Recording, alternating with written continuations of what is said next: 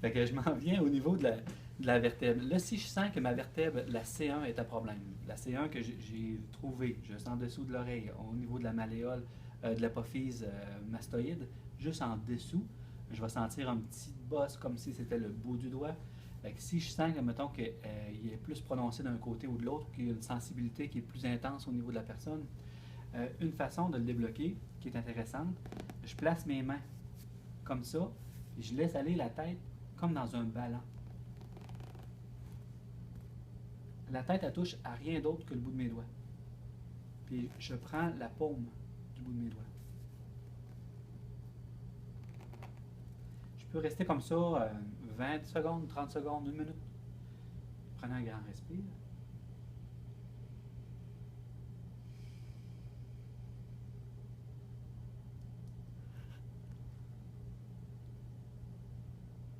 C'est génial.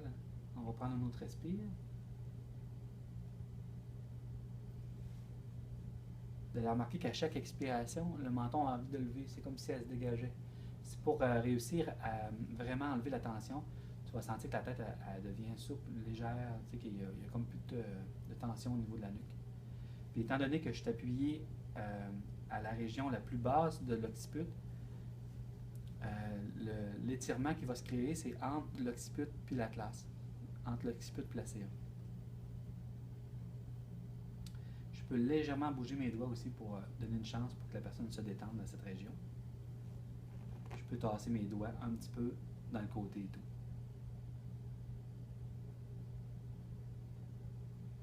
Je dépose en douceur. Alors lorsque je mets mes mains centrées dans le centre, puis que je lève un petit peu, je vais sentir mes apophyses épineuses, la colonne vertébrale. Si j'écarte un petit peu mes doigts, à peu près à 1 pouce chaque côté, fait que 2 pouces, je vais sentir mes apophyses transversales. Dans le côté, si on veut voir, je sais pas si on le voit bien.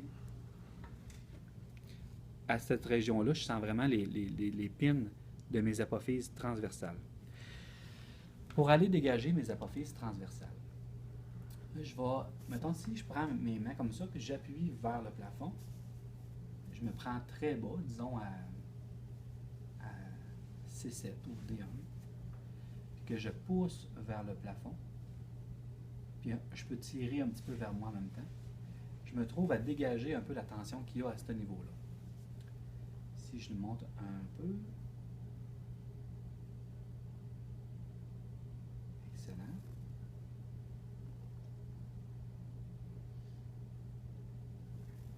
Parfait.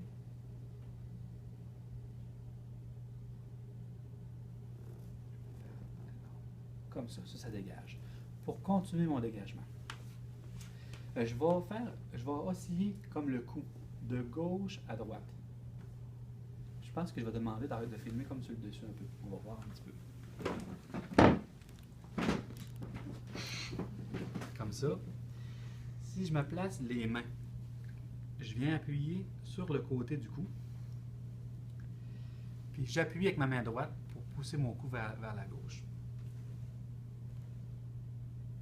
J'appuie avec ma main gauche.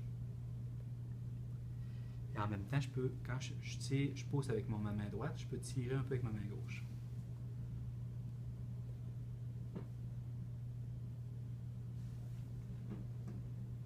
Quand que je monte mes mains, je me trouve à changer de joint.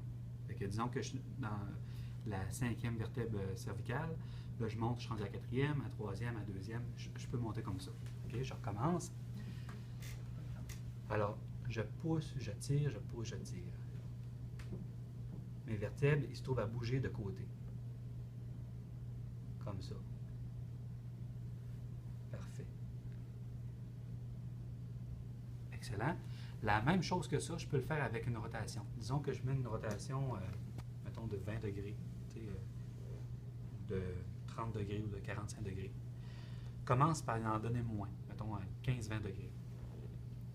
Fait que cette fois-ci, avec ma main gauche, je vais comme à 20 degrés, je vais comme pousser vers là-bas. Avec ma main droite, je vais pousser vers le sol.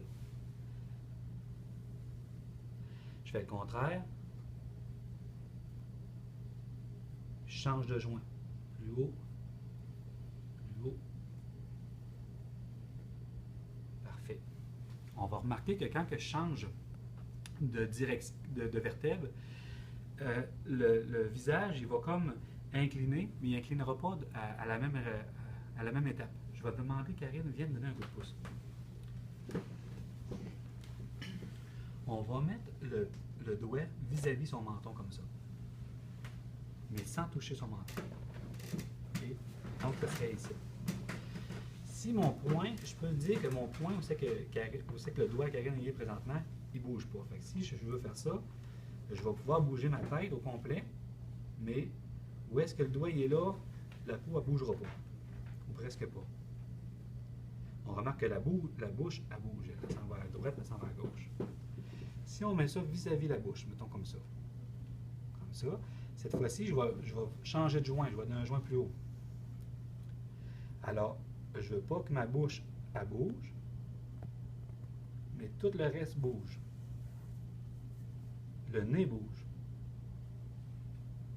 Maintenant, je vais comme mettre le doigt vis-à-vis le nez, un peu plus haut, comme ça.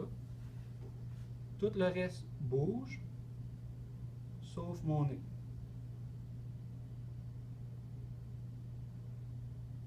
On voit-tu bien sur la caméra? Ça, tu l'as vu? Si on arrive au front, alors là, si on le mettrait comme ça, genre, ça veut dire que la bouche, le nez va bouger, mais le front ne bougera pas cette fois-ci.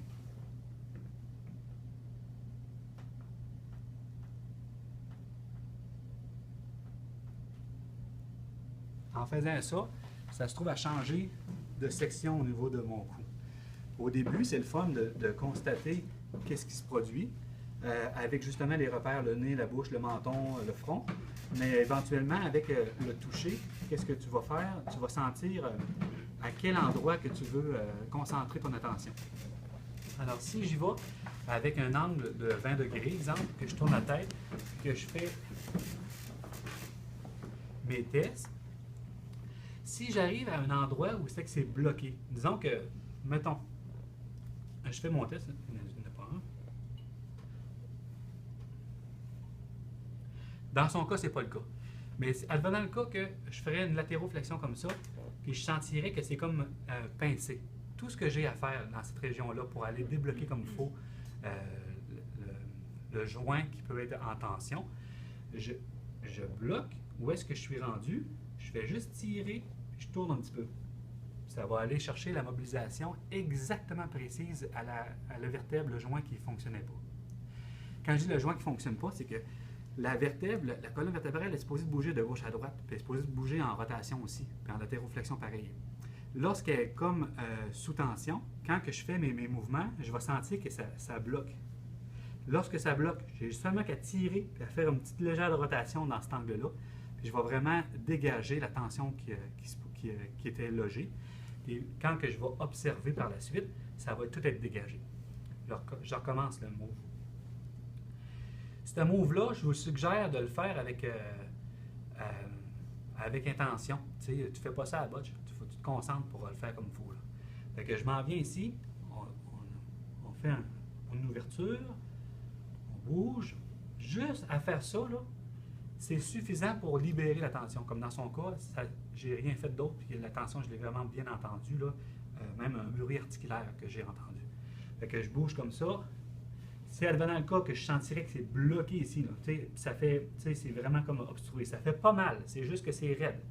Si je la cote, je tire, je tourne légèrement. Ça va aller chercher la tension qu'il y a au niveau de la nuque. Il n'y a pas de douleur. Parfait.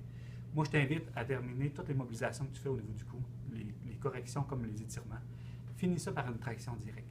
Place tes mains, tes majeurs ensemble. Fais une tension jusqu'à temps que tes orteils lèvent. Garde ça à peu près 3 secondes, puis relâche. Avec l'inspiration. Prenez un grand respire. J'accote, je tire. 1, 2 et 3, et je ramène. Parfait. Merci.